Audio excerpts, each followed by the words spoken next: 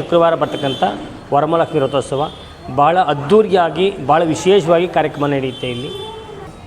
ಎಲ್ರಿಗೂ ನಮಸ್ಕಾರ. ದೇವರ ದರ್ಶನ ಮತ್ತು ಐತಿಹಾಸಿಕ ಸ್ಥಳ ಯೂಟ್ಯೂಬ್ ಚಾನಲ್ಗೆ ಸ್ವಾಗತ. ಪುಟ್ಟೇನಹಳ್ಳಿ ಮಹಾಲಕ್ಷ್ಮಿ ಟೆಂಪಲ್ಗೆ ಬಂದಿದ್ದೀವಿ. ಬನ್ನಿ, ಇಲ್ಲಿನ ವಿಶೇಷತೆ ಏನು, ಪ್ರತಿಯೊಂದು ಇಲ್ಲಿ ಅರ್ಚಕರಿದ್ದಾರೆ, ಬನ್ನಿ ಅವರು ಕೇಳಿ ತಿಳ್ಕೊಳ್ಳೋಣ. ಸ್ವಾಮಿ ನಮಸ್ತೆ. ನಮಸ್ತೆ. ಎಷ್ಟು ವರ್ಷ ಆಯಿತು ಸ್ವಾಮಿ ಇದು ದೇವಸ್ಥಾನ? ಈ ಸುಮಾರು 45 ಇಯರ್ ಆಗಿದೆ ಈ ದೇವಸ್ಥಾನ. 45 ಇಯರ್ ಆಗಿದೆ. ಇಲ್ಲಿನ ವಿಶೇಷತೆ ತಿಳಿಸ್ಕೊಡ್ಬೋದಾ? ವಿಶೇಷತೆಗಳು ಇದು ಈ ಒಂದು ಮಹಾಲಕ್ಷ್ಮಿ ದೇವಸ್ಥಾನ ಉದ್ಘಾಟನೆಗೊಂಡು ಸುಮಾರು 45 ಇಯರ್ ಆಯಿತು. ಸುಮಾರು ಒಂದು 15 ವರ್ಷಗಳಿಂದ ಈಚೆ ಈಗ ಈ ಏರಿಯಾಗೆ ರಸ್ತೆ ಇರಲಿಲ್ಲ, ಎಲ್ಲ ಗೊತ್ತಿರೋಂಥ ವಿಚಾರ. ಪುಟ್ಟೇನಹಳ್ಳಿಗೆ ಅಂದರೆ ಒಂದು ದೊಡ್ಡ ಹಳ್ಳಿ ಇದ್ದಂಗೆ ಇತ್ತಿದ್ದು. 15 ವರ್ಷಗಳ ನಂತರ ಇದು ಪುಟ್ಟೇನಹಳ್ಳಿಗೆ ಮುಖ್ಯ ರಸ್ತೆ ಆಯಿತು.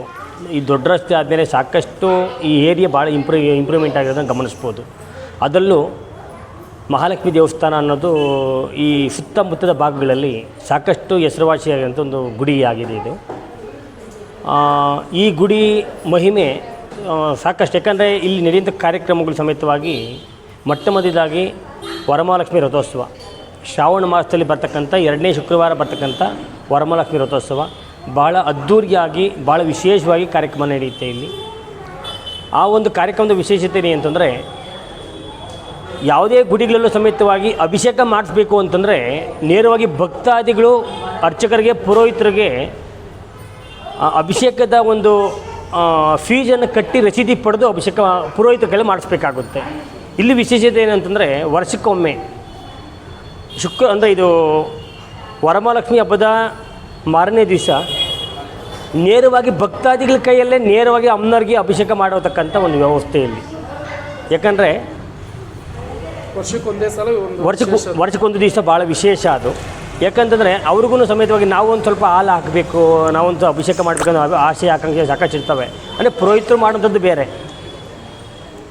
ಈ ನಾರ್ತ್ ಇಂಡಿಯನ್ ಕಡೆ ಹೋಗಿ ನೋಡಿ, ನೀವು ಸಾಕಷ್ಟು ದೇವಸ್ಥಾನಗಳು ನೋಡ್ಬೋದು. ನೀವು ಯಾವುದೇ ದೇವಸ್ಥಾನಕ್ಕೆ ಹೋದ ಸಮೇತವಾಗಿ ನೇರವಾಗಿ ಭಕ್ತಾದಿಗಳೇ ಅದಕ್ಕೆ ಜಲವನ್ನು ಅಭಿಷೇಕ ಮಾಡೋಂಥದ್ದು, ಹಾಲಿನಿಂದ ಅಭಿಷೇಕ ಮಾಡೋಂಥದ್ದು, ಅವರೇ ನೇರವಾಗಿ ಪೂಜೆ ಮಾಡತಕ್ಕಂಥ ಈ ಪ್ರಸಂಗಗಳು ನಾವು ಸಾಕಷ್ಟು ನೋಡ್ತಾ ಇರ್ತೀವಿ.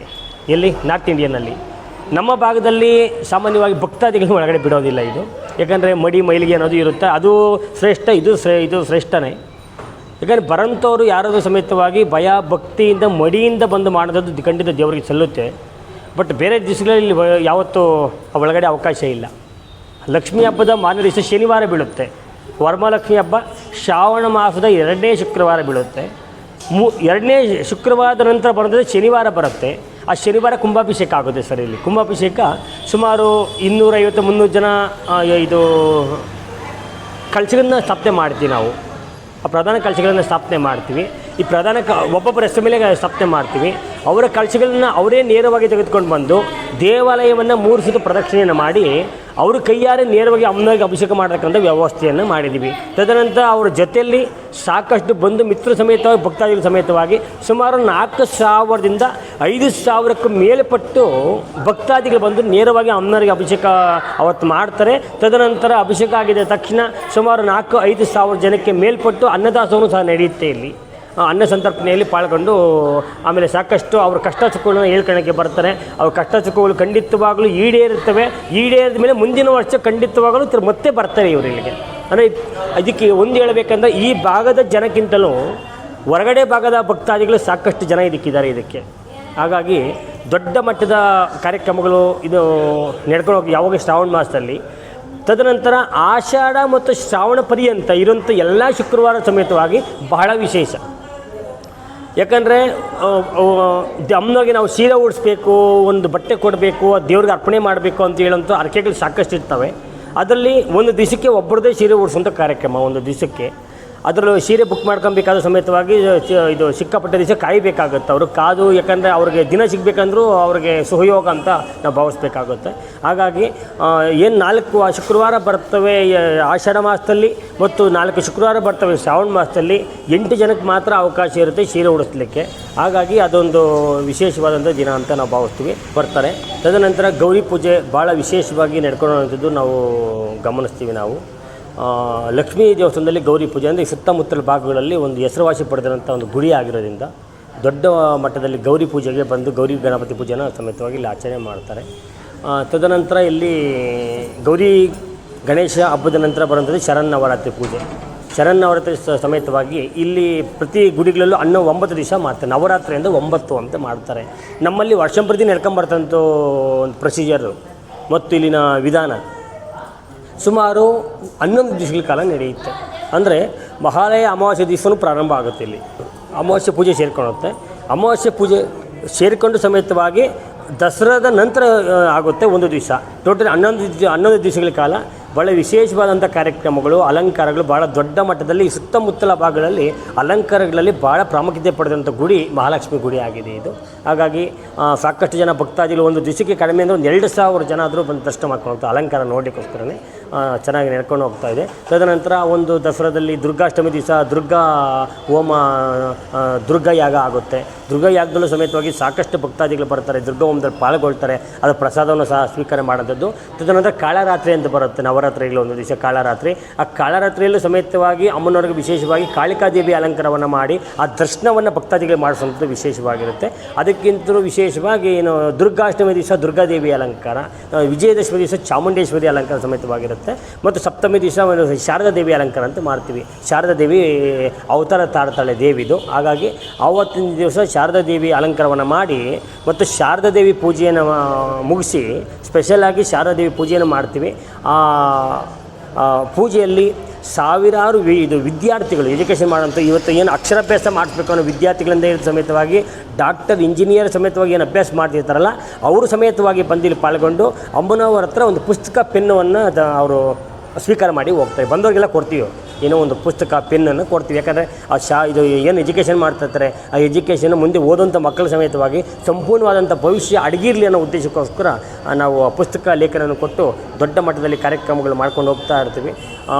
ತದನಂತರ ಪ್ರತಿ ಸಂಕಷ್ಟಿ ಚತುರ್ಥಿ ಚತುರ್ಥಿ ಆಗಿರ್ಬೋದು, ತದನಂತರ ಸತ್ಯನಾರಾಯಣ ಸ್ವಾಮಿ ಪೂಜೆ ಆಗಿರ್ಬೋದು, ಭಾಳ ವಿಶೇಷವಾಗಿ ಪ್ರತಿ ಪೌರ್ಣಮಿಯಲ್ಲಿ ಸತ್ಯನಾರಾಯಣ ಸ್ವಾಮಿ ಪೂಜೆ ನಡೆಯುತ್ತೆ. ಸಂಕಷ್ಟ ಚತುರ್ಥಿ ದಿವಸ ಸಂಕಷ್ಟ ಚತುರ್ಥಿ ಸಮೇತವಾಗಿ ಪೂಜೆಗಳು ನಡ್ಕೊಂಡು ಹೋಗ್ತವೆ, ಭಾಳ ವಿಶೇಷವಾಗಿ ನಡ್ಕೊಂಡು ಹೋಗ್ತವೆ. ಮತ್ತು ಅವರ ಬಯಕೆಗಳು, ಆಸೆ ಆಕಾಂಕ್ಷೆಗಳು ಸಾಕಷ್ಟು ಅವರ ಅರ್ಕೆಗಳು ಮಾಡ್ಕೊಂಡಿರ್ತಾರೆ. ಕಷ್ಟ ಸುಖಗಳನ್ನೆಲ್ಲ ಅರ್ಕೆ ಮಾಡ್ಕೊಂಡಿರ್ತಾರೆ.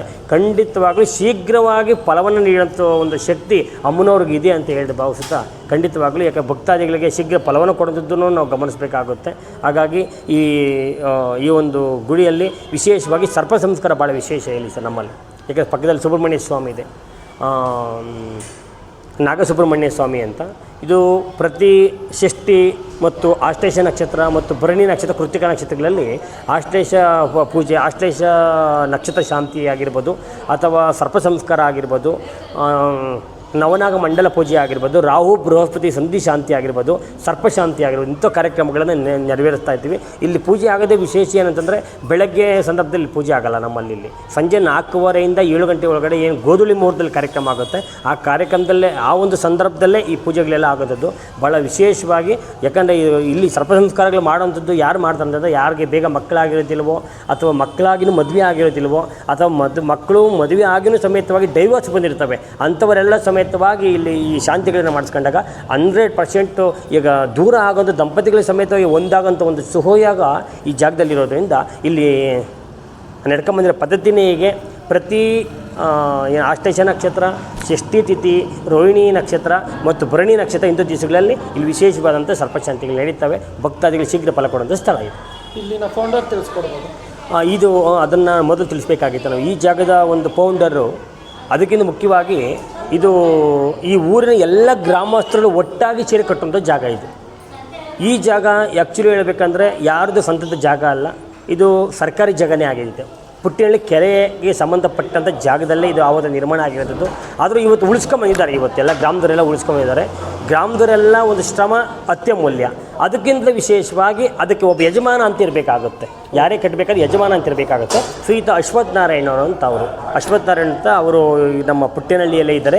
BJP ಮುಖಂಡರು ಸಹ ಹೌದು. ಅವರು 1000 ಜನಕ್ಕೆ ಅವರು ದಾಸೋಹ ನೀಡಿದ್ದು, ಸ್ಕೂಲ್ ಮಕ್ಕಳಿಗೆ ಬಟ್ಟೆ ಪುಸ್ತಕಗಳನ್ನೆಲ್ಲ ನೀಡಿ ಸಾಕಷ್ಟು ಅವರಿಗೆ ಇದು ಓದೋಂಥ ಮಕ್ಕಳಿಗೆ ಸಾಕಷ್ಟು ಉತ್ತೇಜನವನ್ನು ಕೊಡ್ತಾರೆ ಅವರು.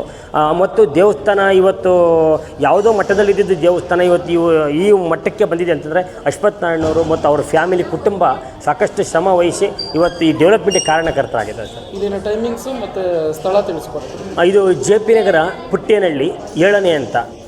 ಇದು ಮಹಾಲಕ್ಷ್ಮಿ ಟೆಂಪಲ್ ಗೂಗಲಲ್ಲಿ ಸರ್ಚ್ ಮಾಡ್ಬೋದು. ಶ್ರೀ ಮಹಾಲಕ್ಷ್ಮಿ ಟೆಂಪಲ್ ಪುಟ್ಟಿಯಲ್ಲಿ JP ನಗರ ಅಂತ ಹಾಕ್ಬಿಟ್ರೆ ಗೂಗಲಲ್ಲಿ ಸರ್ಚ್ ಮಾಡಿದ್ರೆ ಬಂದ್ಬಿಡುತ್ತೆ.